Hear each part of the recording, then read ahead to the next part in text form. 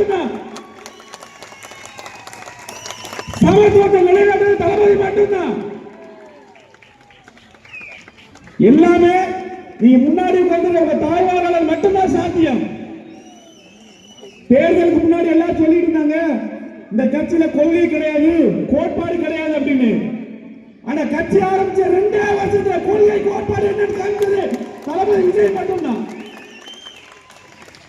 அதுக்கு உறுதுணையாக இருந்த கழக பொதுச் செயலாளர் மாண்புமிகு அமைச்சர் எங்க ஐயா ஆனந்த ஐயா அவர்களுக்கு இந்த நேரத்தில் மிகப்பெரிய ஒரு நன்றியை தெரிவித்துக் கொள்கிறோம். கிட்டத்தட்ட 33 வருஷமா ரசிகர் மன்றத்தை நற்பணி மன்றமா மாத்தி, அந்த நற்பணி மன்றத்தை மக்கள் இயக்கமா மாத்தி, ஒவ்வொரு நாளும் மக்களுக்கான தேவைகள் என்ன, எங்களால் முடிஞ்ச நலத்திட்ட உதவிகளை செஞ்சுட்டே இருந்தோம். அதனோட பிரதிபலன் தான் நீங்க கொடுத்திருக்கிற வாக்குகள் தான் இன்னைக்கு தமிழகத்தை மாத்தி இருக்குது, தமிழ்நாட்டோட தலைவரத்தை மாத்தி இருக்குது. இன்னைக்கு 2 திராவிட கட்சிகள் வீட்டுக்கு அனுப்புறது உங்களால மட்டும்தான் சாத்தியம். மக்களை போய் சொல்லி